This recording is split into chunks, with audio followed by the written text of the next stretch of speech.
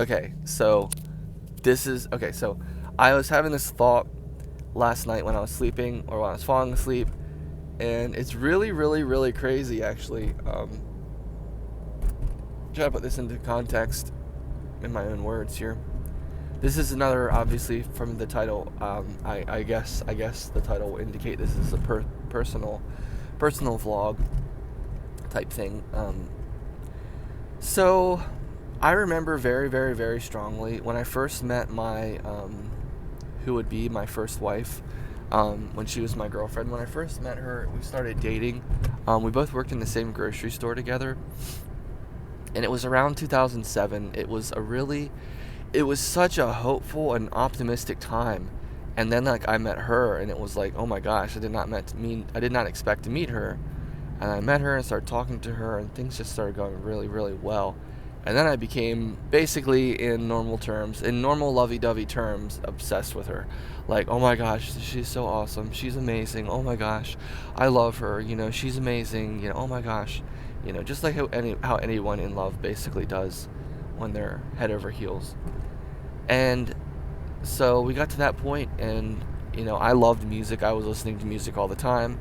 This is back when they had file sharing like FrostWire, and I would download music all the time, all the time, all the time, and just listen to anything and everything, anything I possibly could. And then when I met her, I was like, oh my gosh, she loves music too. And then she opened my eyes to all of this new music, like Fall Out Boy and Coldplay, and different, different music that I had not expected to get into really. And then we really fell in love and fell in love with a lot of music and other things like So You Think You Can Dance and the songs in that show and stuff like that. Really powerful stuff. And so a lot of that music left a really big impression on me, and then our relationship was its own thing slowly over time. And so it was a really emotional, it's a really sentimental, emotional memory basically for me, because they were really special times. And yeah, they were really special times. And let's see, the songs that I listened to had memories attached to them, and they reminded me of other special times, emotional times. Well, last night as I was going to bed, I decided to listen to, and I've kind of revisited a lot of these feelings with that significant other and those past feelings. I've acknowledged and explored a little bit of them through the other videos I've made not too long ago about that topic, and that's definitely helped a lot. Helped me deal with a lot of things, and just living life in general, and where I'm at right now, like the decisions I'm making, the things I'm doing, the things are helping me to move along and live my life and not worry about the past anymore, not worry about what you had, what you thought you had, what you lost, all these things like that. And last night as I was going to sleep, I decided to listen to one of those Coldplay albums, and I've listened to this album a lot over the past 3 months. I haven't so much in the past month, but I listened to them a lot in the past, like 2 months ago, just kind of out of the blue. And it brings up, it's totally a CD from her basically, and so it brings up a lot of memories. But those memories now and those feelings now, the feelings I have when I listen to it, don't necessarily remind me of her anymore. They don't necessarily, my memories don't necessarily go, my memory doesn't go straight to the time I had with her anymore, which is really, really cool. It goes more so to a new place. It goes to a, wow, this is just me, Justin, living my life, and I'm just listening to this music right now, and I like it, and I'm just listening to it, and it's reassuring, it's calming, and stuff like that. But I don't have a lot of those feelings from her. Not saying they're bad things, not saying she's bad, but I don't have those feelings from her about the music anymore, saying like, oh man, you remember these times, oh man, you remember those feelings, oh man, they were so amazing, I miss them so much. I don't have those feelings. I'm not having those feelings anymore, which is really awesome. They're not dominating, which is just wonderful. But yeah, so I was listening to that, and there are other feelings there, and I'm so thankful for these feelings because they are really wonderful and amazing. I love the feelings that you make in memories. I love how special moments give you special feelings, and then you can feel those special feelings later, and they remind you of those special moments. I love that. I love it. I got really, if you followed my channel and you've watched a lot of my videos, you might know this, but I got really into the show 6 Feet Under back in the day, back around like 2011, 2012, in that area, 2013-ish. And I started really watching it, and this is at a time, this is when I was still married to my first wife there, around that time, leading up to our marriage, and including our marriage, and then trending towards divorce. But I watched 6 Feet Under, and I watched it by myself. She wasn't really interested in it, and so I worked graveyard shifts, working all night, and I would come home and then have the day to myself to sleep, which is what you're supposed to do, but who wants to sleep when you have the whole day, right? So that was the struggle. But so I would watch 6 Feet Under, and she would be at work, so I'd be home alone, and I'd watch 6 Feet Under, and it was something else. It was like, it was raw, it was real, it was like, it had a lot of strong, one of the main characters is homosexual, so it had a lot of things in it that I was like normally like, it was kind of breaking me in a lot of ways, because it's definitely, it's a show, I don't mean this in a bad way, but it's a show for adults, basically. Like, it's not a children's show, and it's a drama, and they don't leave very much out of life portrayed in these characters' lives in the show. And so it was kind of and it's an HBO show, so if you know what I'm saying, there's a lot of F-bombs, there is sex, there is things like that, you know. And so it was a little bit of a shock to me. It was kind of a shock, but it kind of like, in a way, it kind of did me good. It broke me in a bit, which was actually I think was kind of good, because it helped me kind of make sense of some other things going on in my life, and helped make sense of some things. And so let's see, but there's also just really, really deep emotional things in that show. It's a really deep and emotional show, and I mean, it's like emotions of emotions, if you ask me. It's like the emotions in that show, the life or death, the living and dying, the concept of life, the concept of loss, the concept of struggle, the concept of not fitting in, being different, being strange, trying to make the most of your life. There's so many deep things in that show that are so special. They make you feel so good. They made me feel so good, because you can really, like, watching shows, you empathize with the characters, or you connect with the characters and things like that. But with 6 Feet Under, it's just different. It just hits different. It hits deeper. It goes deeper. It is deeper. And there are just parts in that show.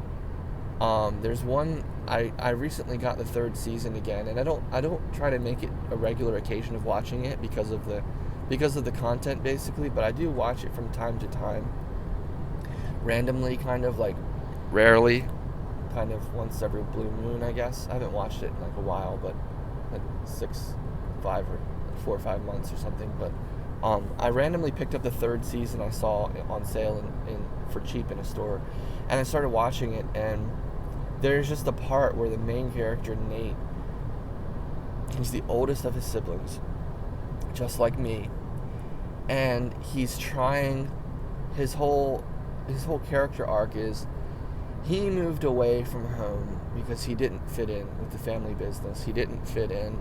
He wanted to do more. He wanted to be more. He moved away and kind of did his own life. And it wasn't a really brilliant life. It was kind of just like, he worked in these grocery stores, just like me. Although his were fancy and they were organic and they were in Seattle, and you know, he had all these girlfriends and he was so popular, and he was just living the optimum bachelor life, right? Well, I can relate to that too, as I came back from Reno. but there's a lot to him I can relate to, and I never expected to watching the show. Like when I first watched the show, I never expected to connect to Nate because I already felt secure. I already felt like, well, I have my life, I have my wife, I have my marriage, I have my job. I don't feel like that. I connected more to David the first time I watched it, and I'm not homosexual, but David in the show is homosexual, and he is really struggling. He's struggling with acceptance. He's struggling. His family doesn't know who he is because he hasn't told them that he's gay, and he's struggling. He has a boyfriend, but he has to pretend that that's his friend, and he's struggling to be honest with himself. He's struggling to accept himself. He's struggling to feel accepted and understood, and he's struggling with all of that stuff. So that's what I really connected to, those feelings. Feeling accepted, feeling seen, feeling understood. I connected with those feelings the first time. But then later watching the show, I really connected with Nate. And there's really, really deep, not so much with, there are some life and death concepts connected with David, but they're more so connected with Nate in the show because he ends up getting an illness, and he it's life or death, and it's like, he's gonna live or die, and he doesn't know which one. And anyway, more on that character arc. He moves back home when he finds out his dad tragically died, and now he's back in the family, and he's like left half of the business, and it's his job to figure out how to run it, and he doesn't know what the heck to do, how to do that. He's trying to get along with his brother, David, who's put in all this effort, and is so annoyed with him because he flew the coop and doesn't seem to appreciate anything, doesn't have any loyalty to the family or commitment or anything like that, while David's had to do all the hard, dirty work.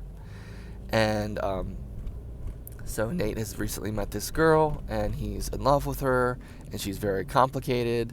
Sound familiar? I can relate to that.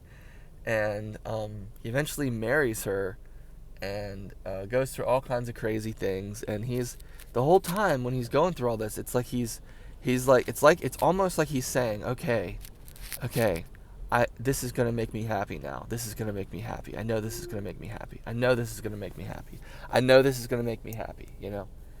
And it's all the time, the whole time. It's like he's trying to find his happiness, but he's trying to fill this hole inside of him. And it's so freaking hard. It's so freaking hard. And this is why this is such a beautiful show. And like I said, it is an amazing show. But things with him don't work. Things with him and her don't work, and they break up, and all this stuff happens, and then he reconnects to an old girlfriend who he visited, and then comes to find out like some months later that she's pregnant. And he's like, oh my gosh, what the heck am I supposed to do now? Like, I don't know what I'm doing with my life. I'm 35 years old or so, and I don't know what I'm doing with my life. He's having a midlife crisis in a way. And so, so that's going on. And then he realizes, oh my gosh, maybe I am in love with her. Maybe this is what I've been looking for all along. This is what I've needed all along. Maybe this is what I need. And this is a constant theme in his life. He just keeps finding these things where he thinks it's what he needs, and he doesn't know what he needs, and he can't figure out what's going to make him happy. He can't find happiness. He's trying so hard, and I've related to that a lot too. Not anymore, because I've found that happiness, but basically I'm still searching for my true love. But he gets together with this girl, his ex-girlfriend, who's now pregnant with his baby, and they get married, and he starts having all these deep dreams. He has to have deep surgery. The season starts with him having surgery, life or death surgery. He dies on the operating table, and they bring him back, and he has all these deep moments of like deep strange thoughts. And anyway, he's in real life, and he's doing real life with his girlfriend now. His baby's been born. She's a little baby. He's with his wife, and he's just doing life with her. And I can just relate to this so freaking much. It's so crazy. The only part I can't relate to is having the baby, but having our own baby. But he's going through life, and he's visiting his friend, and he's listening to them, and he's eating with her, and they're having a cookout, and they're talking about things, and then they're leaving to go home and take care of this and do life because she has a job and he has a job and they have a baby and all this stuff. And he's having flashbacks from the surgery when he had these thoughts and visions, and they're kind of like deja vus. They're kind of like confusing feelings, and they're sticking with him, and they're speaking to this really deep part of him. And it's just beautiful and amazing the way the show does it. But he's trying to figure these things out. And one of these songs, a song comes on as the episode starts to fade out, and it's called A Rush of Blood to the Head by Coldplay. And there's something so powerful about that song. First of all, I remember hearing Clocks randomly on the radio, that song by Coldplay. It was a big one. And In My Place I listened to when I started getting into Coldplay because of my first serious girlfriend, eventually was my wife. And a lot of these songs had really deep meaning and memory, and now they don't necessarily have that same deep memory to me or for me, which is nice and good because it means my memories are more so my own and not so dependent on someone else. And anyway, but that song of Rush of Blood to the Head still has this deep side to it from the 6 Feet Under show that is awesome because it's mine, and it comes from that time in my life where I was with her, but this is a memory I made on my own, and that is a powerful thing because it was me starting to find my way despite not knowing where I was going or what was happening. I had no clue what was really happening. Maybe on some level I did, that I was drifting away from her or that we were growing apart or something like that. But it just got to the point where,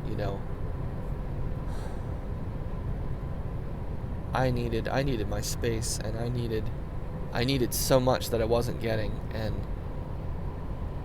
you only live once. This is your earthly life. This is your chance. This is your chance to live. This is your life. Your life is a gift. Do not live it for someone else. Do not live it unhappily. Do not commit yourself to unhappiness. Just don't do it. Don't condemn yourself. Don't stick yourself in a place where you are stuck. And that's what I did. And then I had to figure out how to get out. And it was hard, of course. But I did get out. And it was not pretty. It was not pretty at all. But I did it.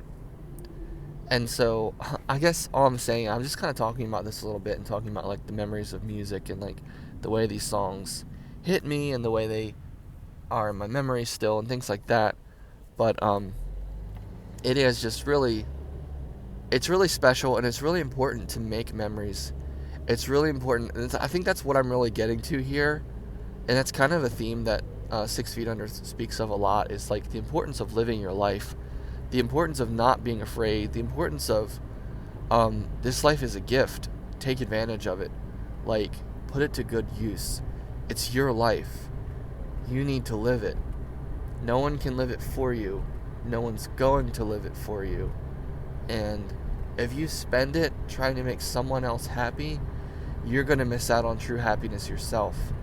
That right there, that sentence that I just said, encapsulates so much that I learned in my early life. I learned it the hard way, but that was, case in point, that was my first relationship, my serious relationship to my girlfriend, who I eventually married. If I spent my life trying to make her happy, I would never be happy. Because you can't make someone happy. I mean, you can, but everyone is kind of responsible for their own happiness. And if they're in a place where, and she wasn't, and I wasn't, and that's okay. Most people, I'd say, a lot of people, or most people maybe aren't. They have issues to work through. They have inner issues, different things, demons, things to deal with, personal issues, different mental health things deep down, just personal things to go through. Like, her parents divorced when she was a teenager, and then had to deal with the fallout of that, of her parents divorcing and then splitting up. While she was a teenager, she could see it and understand a lot of it. When it happened to me, I was just a little kid, and so it was a lot different from me. And then a lot of the other things that happened to me, I had to deal with too, or have to deal with still, or am dealing with. But you really have to be careful about the way you live your life, because if you are living it to make someone else happy,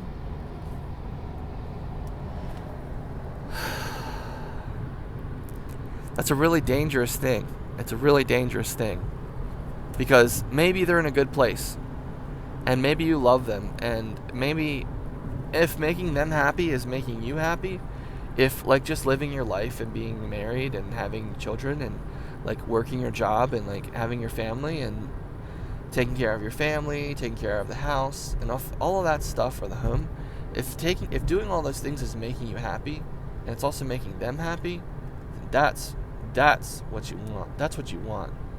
But if it's not making you happy and you're doing everything to make them happy, and it seems like you just can't do enough to make them happy, it seems like you don't have the strength to make them happy, or it seems like your efforts to make them happy are making you unhappy, it's really important to make sure that you are doing things right, because at the end of the day, it is your life, and that is a really special thing. Your life is important. You are important, and you're just as important as anyone else, despite what you think or feel. You are just as important as anyone else. So if you're not happy and you're going through this stuff, you're going through pain or suffering or sorrow because some part of your joy and love is being misplaced, because you're putting it somewhere where it's not coming back to you, or you're giving too much of yourself and not getting what you need. This is what I'm talking about, this kind of a thing. So it's really important to make sure that you are getting the love that you deserve, that you are getting the happiness that you deserve. And life is hard, right? And everyone's looking for happiness, and everyone has issues. And so many people just don't understand. They just don't understand the dynamics. And it's difficult. It's all different for everybody, and everyone's figuring it out in their own way. And everyone has their own puzzle pieces to try to put together in their life, in their mind, in their soul, in their spirit, things like that, and in their happiness. But you really have to be careful about who you spend your time with, how much of yourself you give to them, how much of yourself are you willing to give away. And the concept that we're taught so often is the sacrificing love, the love that just gives and gives and gives, and I would do anything for you, and I would die for you, and I would, you hear about this type of love in a lot of songs, love songs and things like that. And it sounds so amazing, and it sounds so beautiful, and it makes you feel alive, and it makes you feel like someone when you love someone that much. When you love someone that much, it makes you feel so good, because it makes you feel like, man, I am truly living. I'm loving this person with everything I have, But sometimes it's not enough. And sometimes loving someone with everything that you have is not necessarily the best idea. Because if it's not right, and I want to be careful, this is tricky territory I'm in right now with what I'm explaining. I think that it's mainly because my partner needed therapy, I needed therapy, and we needed therapy together. We needed to work through some things together, and we didn't. But that's neither here or there. That's fine. But you just have to be really careful, because you can get to the point where you're living for someone and you're giving your whole life for someone. You're loving them. You're giving them everything you have. And if you forget about yourself,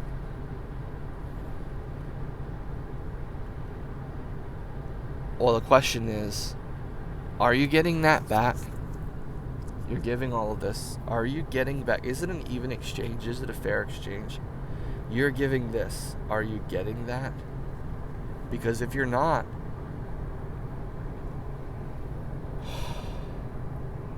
then there's a problem.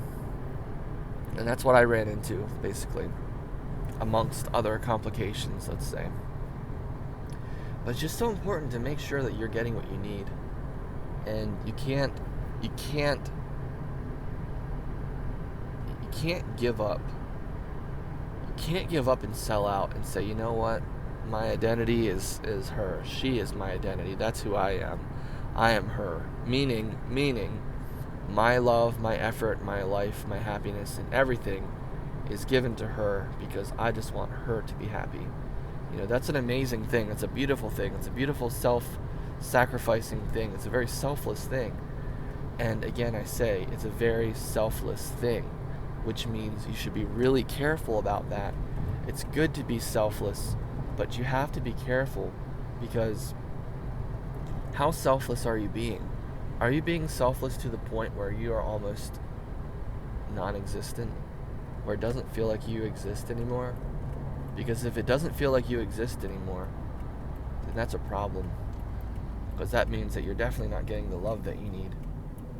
So this is the thing. This is the thing to figure out, and that this is where I was, and it was very tricky, and it is very tricky, and I still deal with it from time to time in relationships where I am with someone that I just love so much, I'm just over the moon for, head over heels for, just I see such a future with them, and I see such exciting times with them and everything like that.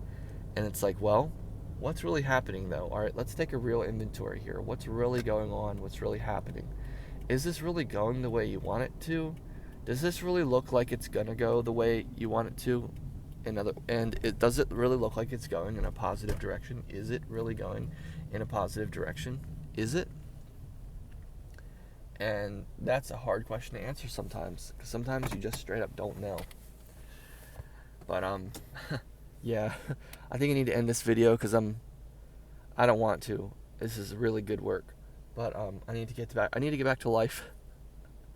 I need to make my money, get some breakfast, get some gas, things like that. But interesting things to think about, right? Interesting things to think about. So on that note, I'll leave you with the homework assignment of listen to A Rush of Blood to the Head by Coldplay if you want. It's not even a homework assignment, I'm just saying, if you want, you should check out that song. Yeah, you should check out that song if you want, period. But okay, thanks for watching, you guys. Sorry for my weird mouth sounds when I yawned. I know it's kind of weird or gross. Hopefully it wasn't too bad. But I will talk to you all later. See ya.